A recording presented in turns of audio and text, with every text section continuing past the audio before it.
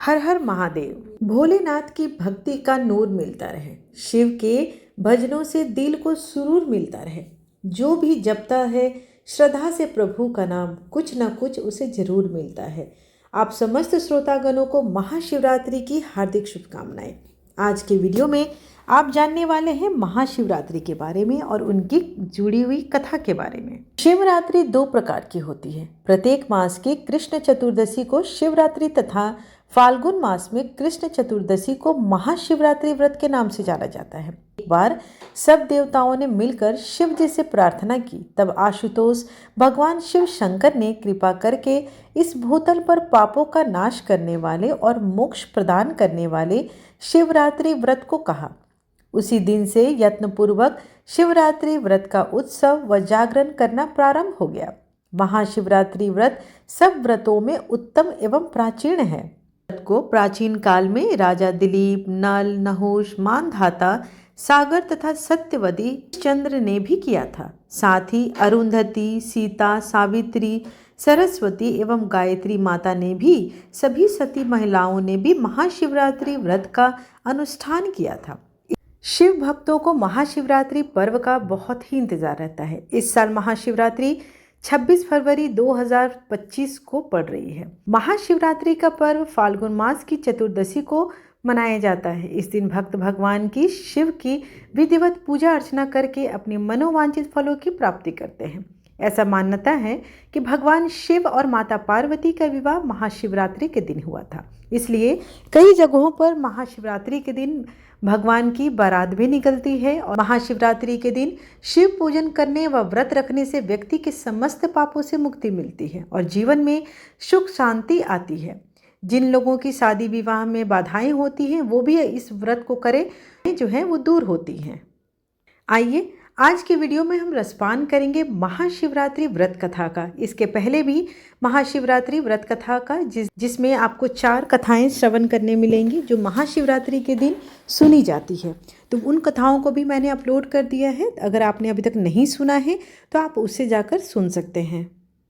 प्राचीन काल में किसी जंगल में एक गुरु द्रुह नाम का एक शिकारी रहता था, जो जंगली जानवरों का शिकार करता तथा अपने परिवार का भरण पोषण किया करता था। एक बार शिवरात्रि के दिन जब वह शिकार के लिए निकला, पर संयोगवश पूरे दिन खोजने के बाद भी उसे कोई शिकार न मिला। उसके बच्चों, पत्नी एवं माता पिता को भूखा रहना पड़ेगा। इस बात को वह सोच चिंतित हो गया। सूर्यास्त होने पर वह एक जलाशय के समीप गया और वहां एक घाट के किनारे एक पेड़ पर थोड़ा सा जल पीने के लिए चढ़ गया, क्योंकि उसे पूरी उम्मीद थी कि कोई न कोई जानवर अपनी प्यास बुझाने के लिए यहाँ जरूर आएगा। वह पेड़ बेलपत्र का था। उसी पेड़ के नीचे एक शिवलिंग भी था, जो सूखे बेलपत्रों से ढके होने के कारण दिखाई नहीं दे रहा था। रात का पहला प्रहर बीतने से पहले एक हिरनी वहां पर पानी पीने के लिए आई। उसे देखते ही शिकारी ने अपने धनुष पर बाण साधा। ऐसा करने से उसके हाथ के धक्के से कुछ पत्ते एवं जल की कुछ बूंदें नीचे बने शिवलिंग पर गिर गई और अनजाने में ही शिकारी की पहले प्रहर की पूजा हो गई। हिरनी ने जब पत्तों की खड़खड़ाहट सुनी तो घबराकर ऊपर की ओर देखा और भयभीत होकर शिकारी से कांपते हुए स्वर में बोली, मुझे मत मारो। शिकारी ने कहा कि वह और उसका परिवार भूखा है, इसलिए वह उसे नहीं छोड़ सकता। हिरनी ने वादा किया कि वह अपने बच्चों के अपने स्वामी को सौंपकर लौट आएगी, तब वह उसका शिकार कर ले। शिकारी को उसकी बात पर विश्वास नहीं हो रहा था। उसने फिर से शिकारी को यह कहते हुए अपनी बात का भरोसा करवाया कि जैसे सत्य पर ही धरती टिकी है, समुद्र मर्यादा में रहता है और झरनों में जल धाराएं गिरा करती हैं, वैसे ही वह भी सत्य बोल रही है। क्रूर होने के बावजूद भी शिकारी को उस पर दया आ गई और उसने जल्दी लौटना कहकर उस हिरनी को जाने दिया। थोड़ी देर बाद एक और हिरनी वहां पानी पीने आई। शिकारी सावधान हो गया, तीर साधने लगा और ऐसा करते हुए उसके हाथ के धक्के से फिर पहले की तरह थोड़ा सा जल और कुछ बेलपत्र नीचे शिवलिंग पर जा गिरे और अनायास ही शिकारी का दूसरे पहर की पूजा भी हो गई। इस हिरनी ने भी भयभीत होकर कहा, शिकारी से जीवन दान की याचना की, लेकिन उसके अस्वीकार कर देने पर हिरनी ने उसे लौट आने का वचन दिया। यह कहते हुए दिया कि उसे ज्ञात है कि जो वचन देकर पलट जाता है उसका अपने जीवन में संचित पुण्य नष्ट हो जाता है। इस शिकारी ने पहले की तरह इस हिरनी के वचन का भी भरोसा कर उसे जाने दिया। अब तो वह इसी चिंता में व्याकुल हो रहा था कि उनमें से शायद ही कोई हिरनी लौट आए और अब उसके परिवार का क्या होगा। इतने में ही उसने जल की ओर आते हुए एक हिरन को देखा।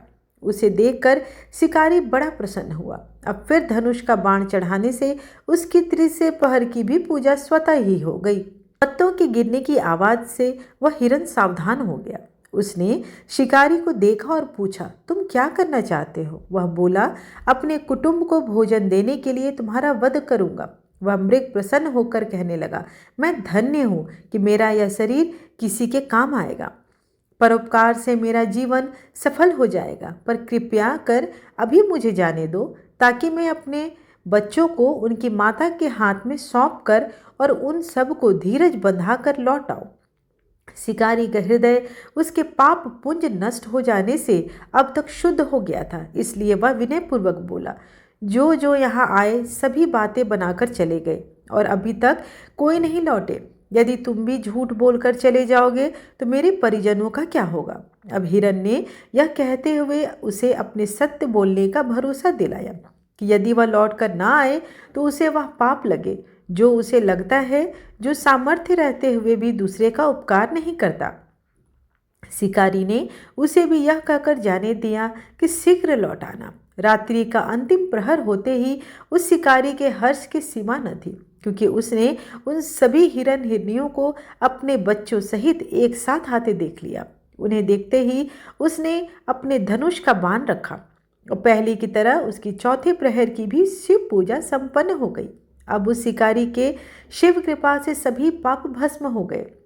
इसलिए वह सोचने लगा, ओह, ये पशु धन्य हैं जो ज्ञानहीन होकर भी अपने शरीर से परोपकार करना चाहते हैं। लेकिन धिक्कार है मेरे जीवन को कि मैं अनेक प्रकार के कुकृत्यों से अपने परिवार का पालन करता रहा। अब उसने अपना बाण रोक दिया तथा मृगों से कहा कि वे सब धन्य हैं तथा उन्हें वापस जाने दिया।